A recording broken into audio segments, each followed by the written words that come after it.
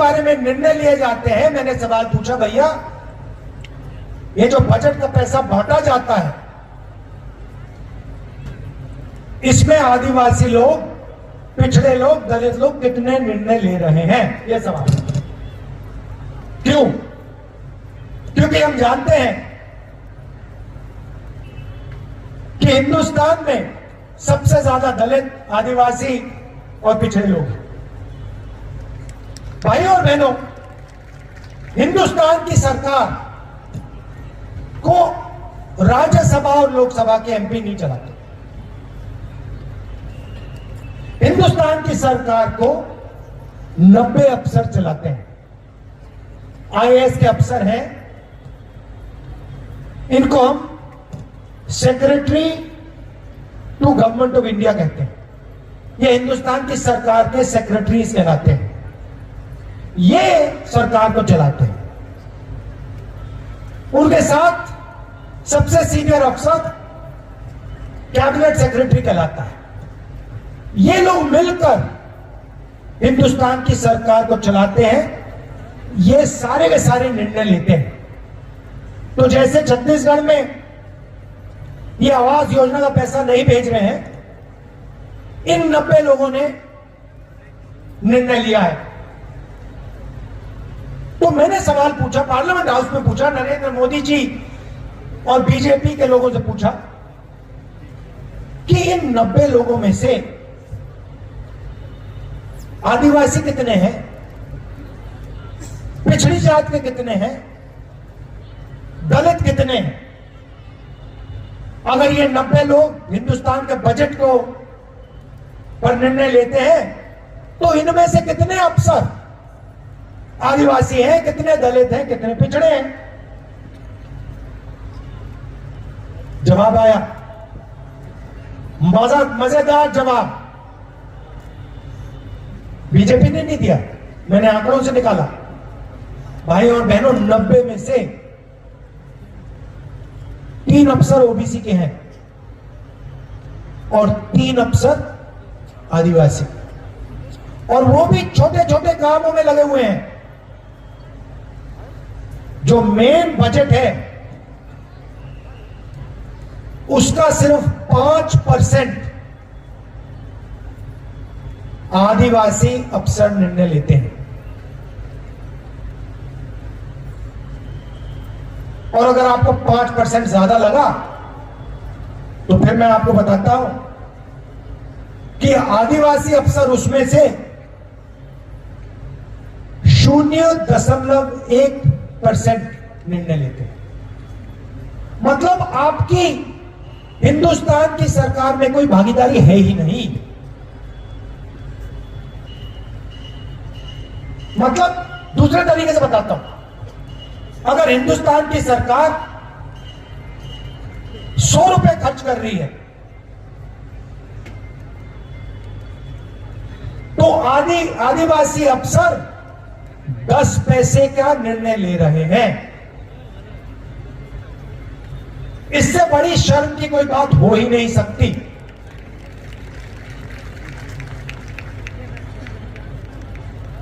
देश में आपकी आबादी 0.1% नहीं है भाई और बहनों। देश में ओबीसी की आबादी 5% नहीं है भाई और बहनों। यह सच्चाई मैं ढूंढ रहा हूं कि असलियत में आदिवासी कितने हैं, असलियत में ओबीसी कितने हैं, असलियत में दलित कितने हैं। और यह सच्चाई नरेंद्र मोदी जी हिंदुस्तान के आदिवासियों से, दलितों से और पिछड़ों से छुपाने की कोशिश कर रहे हैं। इनके भाषण सुनिए, हर भाषण में कहते हैं मैं ओबीसी हूं। अगर आप ओबीसी हैं, अगर आप ओबीसी की सचमुच में मदद करना चाहते हैं, तो देश को बता दो देश में ओबीसी की आबादी क्या है, कितनी है। दूध का दूध, पानी का पानी हो जाएगा। ओबीसी युवा को पता लग जाएगा कि नरेंद्र मोदी 24 घंटे हमें धोखा दे रहा है। नरेंद्र मोदी जी हर एक ओबीसी युवा, हर एक आदिवासी युवा को समझ आ जाएगी बात कि नरेंद्र मोदी को अदानी कंट्रोल करता है। ये सच्चाई है। किसी भी भाषण में प्रधानमंत्री जी कास्ट सेंसस की बात नहीं करते। ओबीसी कितने हैं, आदिवासी कितने हैं और सरकार में उनकी कितनी भागीदारी है, इसके बारे में नरेंद्र मोदी कभी नहीं कहेंगे। आपका अपमान करेंगे, कहेंगे भैया आप वनवासी लोग हो, और कहते कहते आपसे जंगल जमीन जल छीनते रहते हैं। 15 साल बाद बोलेंगे भैया अब तो आधा हो गया जंगल, चलो उधर से निकलो, इधर जाओ। और अंत में हिंदुस्तान के सारे आदिवासी छोटे से जंगल में बैठे रहेंगे। आपकी जमीन पर अदानी जी जैसे लोग कब्जा कर लेंगे, आपका पानी छीन लेंगे। ऐसा भविष्य हमें नहीं चाहिए, हम होने नहीं देंगे, सवाल नहीं उठता। इसीलिए हमारे वायदों में से एक वायदा छत्तीसगढ़ में कास्ट सर्वे का वायदा है। आपको पता लग जाएगा कि छत्तीसगढ़ में कौन सी जातें हैं, कितनी हैं, पिछड़े लोग कितने हैं, अलग अलग कितनी जाति है और आबादी इनकी कितनी है। और उसके बाद सचमुच में पिछड़ों का, आदिवासियों का, दलितों का विकास शुरू हो जाएगा। यह मैं आपसे कहना चाह रहा था। दिल से आपका धन्यवाद। क्या अच्छा, आखिरी बात, शायद आपके लिए जरूरी बात, मैंने अंग्रेजी की बात की और कहा कि हमने अंग्रेजी स्कूलों का एक जाल बिछा दिया है और इसको और फैला रहे हैं। मगर चुनाव के एकदम बाद हम एक और वायदा छत्तीसगढ़ की जनता के लिए पूरा करने जा रहे हैं। सरकारी स्कूलों में, कॉलेजेस में छत्तीसगढ़ की सरकार छत्तीसगढ़ की जनता को मुफ्त में शिक्षा देने जा रही है। मतलब आपको कॉलेज के लिए, स्कूल के लिए अपने जेब से पैसा नहीं देना पड़ेगा।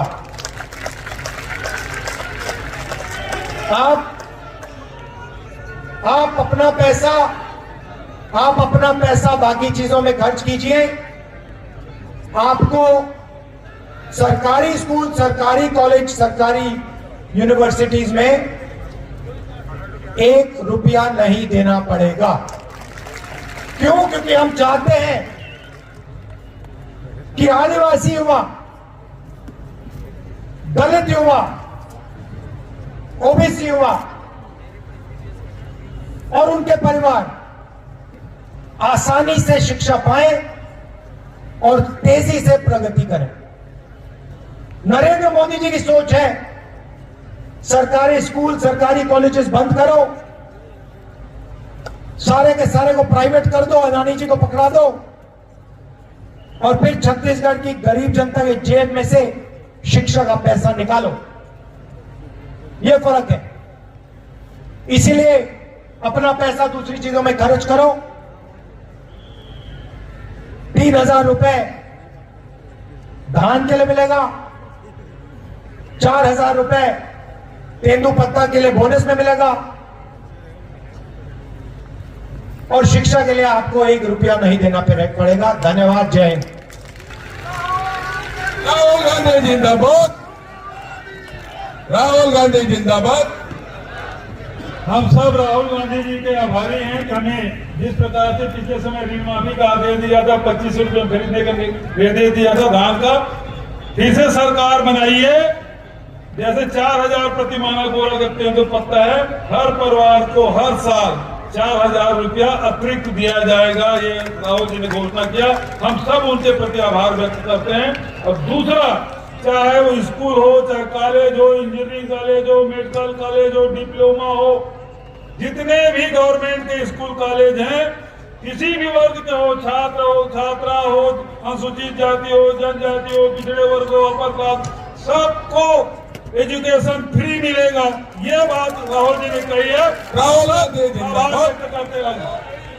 KG two PG Rahul ji ने कहा, केजी टू भी शुरू पीजी। करना है और पीजी तक।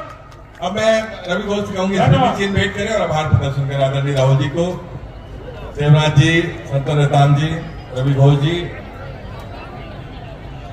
मातलाम जी, आभार प्रदर्शन करेंगे रवि घोष जी।